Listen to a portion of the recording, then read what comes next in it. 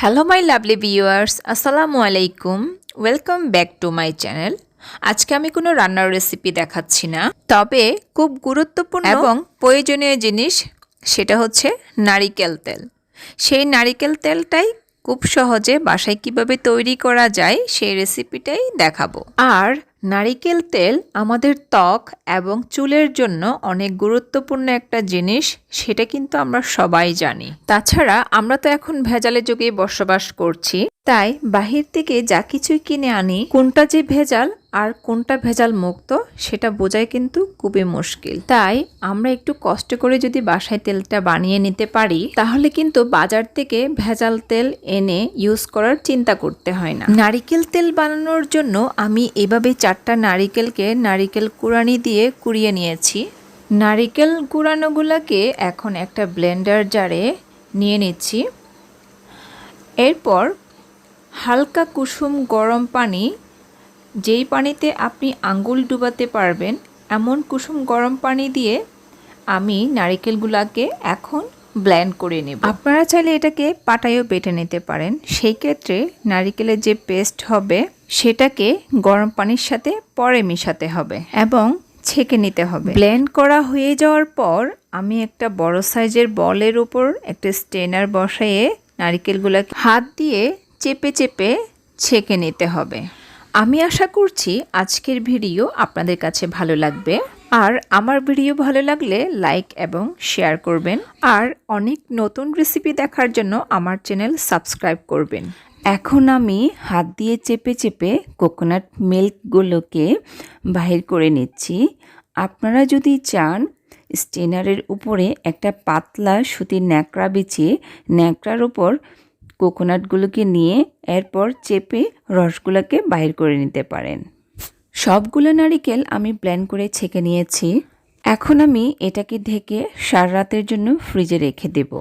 পরের দিন আমি এটাকে ফ্রিজ থেকে বের করে নিয়েছি। এখন আমি এটাকে খুলে নিচ্ছি। আর এটার মিল্ক পার্ট পানি থেকে আলাদা হয়ে উপরে শক্ত হয়ে জমে গিয়েছে, দেখতে এরকম হয়েছে। এখন আমি একটা চামচের সাহায্যে উপরে যে মিল্ক পার্টটা জমে গিয়েছে ওটাকে উঠিয়ে নিচ্ছি। মিল্ক পার্টটাকে উঠিয়ে একটা প্যানের উপর নিয়ে নিচ্ছি।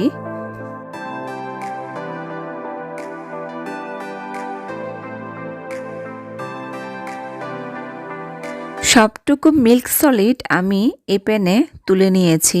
এখন প্যানটিকে চুলায় আমি মিডিয়াম আঁচে বসিয়ে দিয়েছি। আর মিডিয়াম আঁচে রেখে আমি এটাকে ততক্ষণ নাড়ব যতক্ষণ না পর্যন্ত সবটুকু গলে যায়। সবটুকু ভালোভাবে গলে যাওয়ার পর এখন আমি চুলার আঁচটা লো করে দিয়েছি। এখন এটাকে কন্টিনিউয়াসলি নেড়ে যেতে হবে।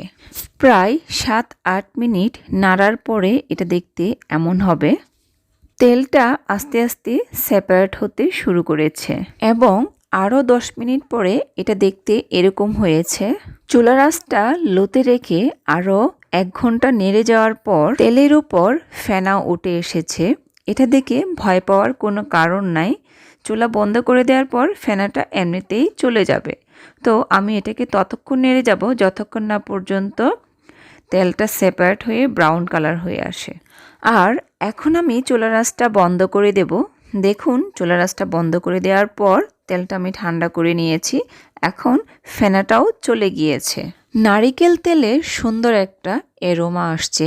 এখন তেলটাকে ঠান্ডা করে নেওয়ার পর আমি এটাকে এখন ছেঁকে নিচ্ছি। দেখুন কত সহজে আমাদের বাসায় এভাবে তেল তৈরি করা যায়। আর নারিকেল তেল অনেকভাবেই ইউজ করা যায়। নারিকেল তেল খাওয়া যায় এবং আমাদের ত্বকে ও চুলে আমরা ইউজ করতে পারি। আমি আশা করছি আমার ভিডিও আজকে আপনাদের কাছে ভালো লেগেছে। আর আমার ভিডিও রিলেটেড যদি কোনো কোয়েশ্চেন থাকে সেটা আপনারা আমাকে আমার কমেন্ট বক্সে জানাতে পারেন। আমি আনসার করতে ট্রাই করব। আজকের ভিডিও দেখার জন্য সবাইকে ধন্যবাদ জানিয়ে এখানেই বিদায় নিচ্ছি।